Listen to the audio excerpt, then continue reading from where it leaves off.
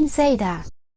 Nous étions en octobre 1992 et 3 mois s'étaient écoulés depuis la sortie d'Undercover Cops, le dernier né du studio IRM. Il semble que le jeu ait rencontré un certain succès. Cela motiva l'équipe de Gamest à se rendre à Osaka pour découvrir les secrets de développement de ce beat'em all haut en couleurs. L'objectif est la classe et le sens de la vitesse. Entretien avec l'équipe de développement d'Undercover Cops. Undercover Cops est la plus grande œuvre d'IRM.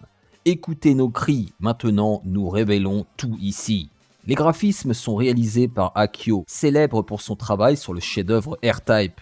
Et avec son gameplay et sa musique, Undercover Cops est actuellement au sommet de l'industrie du jeu vidéo. Les développeurs sont une équipe talentueuse, connue sous le nom d'IRM. Zenji Ishii et Uma Katsuya se sont rendus à Osaka pour entendre leurs secrets de développement. Mais avant de commencer, présentons les participants. Miha, planificateur.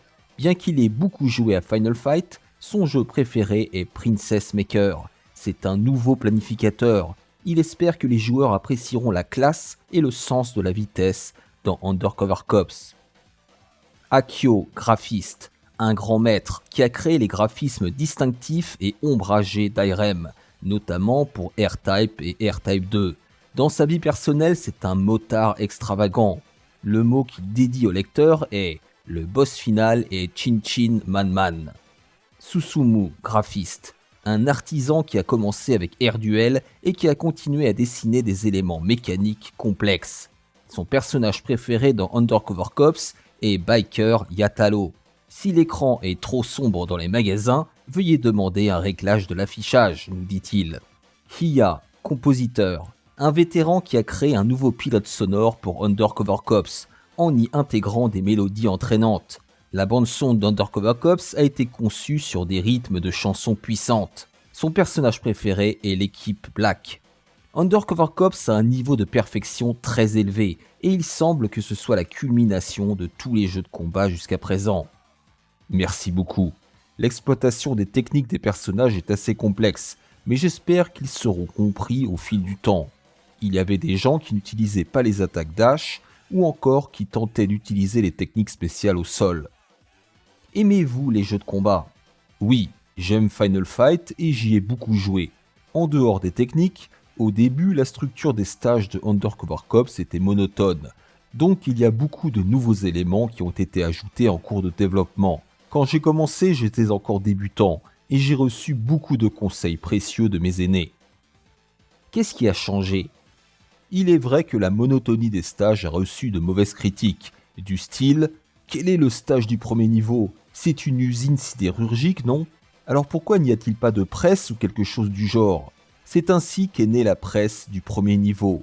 C'est une mort instantanée, donc j'ai pensé qu'il fallait que ce soit compréhensible pour le joueur. La partie du sol qui s'effondre au deuxième niveau était au départ conçue pour que l'arrière-plan s'effondre progressivement, ce qui était effrayant. Nous avons aussi ajouté les techniques spéciales ultimes plus tard. Cela a été difficile. Nous les avons ajoutées pour apporter une sensation de satisfaction, mais il a fallu reconcevoir tous les ennemis. Nous avons notamment dû redessiner toutes les poses des personnages, ce qui a été un travail difficile. Chaque fois que nous ajoutions une nouvelle technique, il fallait également l'intégrer en tant que synthèse vocale, ce qui était compliqué avec l'espace mémoire limité.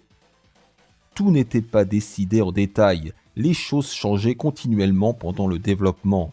Il y avait une sorte de jeu entre nous et les programmeurs, consistant à nous surprendre mutuellement, en ajoutant par exemple des taupes ou des mécataupes. La disposition des ennemis changeait constamment. Si nous n'avions pas eu de deadline, je pense que nous serions encore en train de travailler dessus aujourd'hui. Il faut savoir s'arrêter quelque part, sinon on continue indéfiniment. C'est peut-être parce que vous avez travaillé dessus jusqu'à la fin et que vous aimez les jeux de combat que le jeu a atteint un tel niveau de perfection. Je pense que l'ambiance sonore a beaucoup changé par rapport au jeu précédent d'IRM. Dès que j'ai pris connaissance des premières esquisses et de l'univers, j'ai imaginé quelque chose comme Blade Runner. Cependant, comme il s'agissait de combats de rue, je voulais aussi que la musique soit puissante avec des sonorités pop, tout en conservant une certaine dimension dramatique. En regardant l'écran, le jeu ne semblait pas nécessairement sombre, il y avait aussi des éléments comiques. En effet, le son est puissant et résonne bien. La source FM est relativement faible, les ondes ne sont pas très puissantes en elles-mêmes. J'ai donc pensé à décaler un peu la tonalité et à ajouter du bruit pour obtenir un son plus fort. Cela rend le son un peu sale, mais je pense que c'est ce qu'il faut pour résonner dans une salle d'arcade. J'ai fait beaucoup de recherches là-dessus. Vous avez aussi composé la musique de fin, n'est-ce pas ? Je voulais créer la première chanson karaoké de l'industrie des jeux vidéo. J'ai composé la musique et quelqu'un d'autre a écrit les paroles. Lors du tournoi de pré-lancement organisé par Gamest, la musique a été très bien accueillie. Veuillez la sortir sur un CD. Les graphismes d'Undercover Cops sont assez sobres, typiques d'Irem. On nous a dit que des graphismes plus lumineux se remarqueraient davantage dans les salles d'arcade. Je ressens ainsi une certaine pression, car moi et les autres préférons des graphismes plus sobres.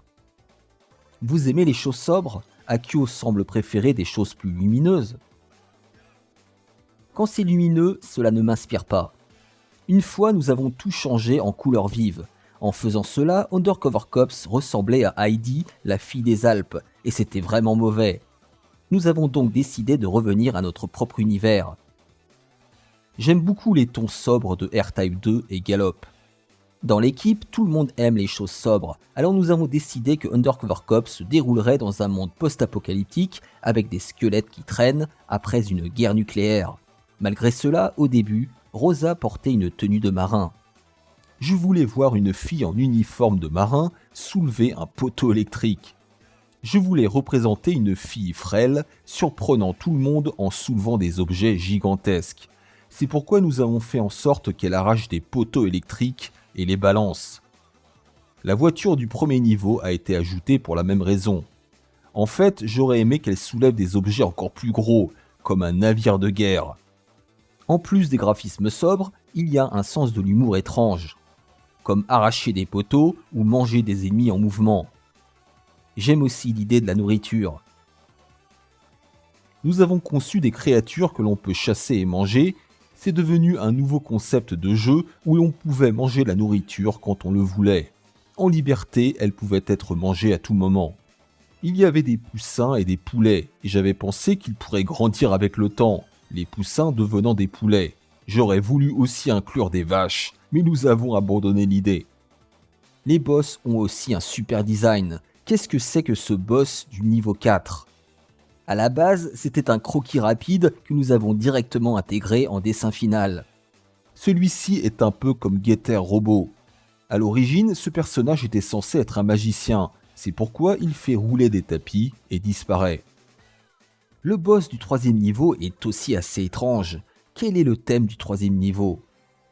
N'est-ce pas dans le métro ? Je n'en suis pas sûr. Oui, c'est dans une mine. Ah, c'est ça. Le boss du 3e niveau est un body mode maniaque qui voyage à différents endroits pour collecter des objets et modifier son propre corps. Comme il voyage dans de nombreux pays, il connaît plusieurs langues. Il aime particulièrement le Japon car il trouve que les produits japonais sont les meilleurs, donc il connaît les salutations japonaises. Ah, c'est pour ça qu'il dit Konnichiwa, Harakiri et Sayonara ? Oui, c'est ça, mais certaines personnes pensent que le son Harakiri ressemble à Sagawa Kyubin, le nom de la société de livraison. C'est ce qu'on appelle le Sagawa Suspect. Au début, il disait des choses comme Fujitsan et Geisha Girl, des mots japonais que les étrangers pourraient connaître, ce qui était encore plus chaotique. On se demandait est-ce qu'on peut vraiment lui faire dire ça ? Dans d'autres jeux, ce qui est dit en anglais peut sembler être du japonais, mais là c'est vraiment du japonais. Oui, comme Hasami-san. Dès le début, il était prévu qu'il parle couramment japonais.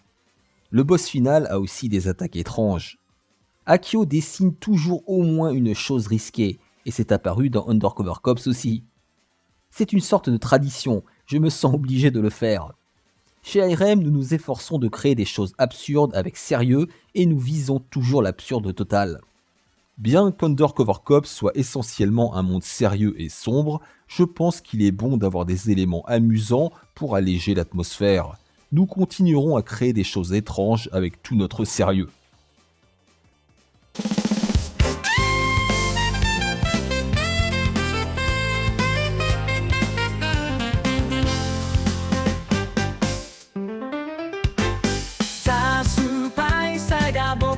ちの旅、90年代の思い出、ゲームの香り、アーカイブの中に隠れた宝物の敬意を込めて、レトロ古い雑誌のページをめくり、忘れられたヒーローたちに出会う。彼らの夢と情熱が詰まったゲーム、今ここに蘇る輝く。開発者たちの汗と涙、その努力に感謝しよう。日本のゲーム文化、誇りに思うザ・スパイサイダーと共に。ザ・スパイサイダー、僕たちの旅、90年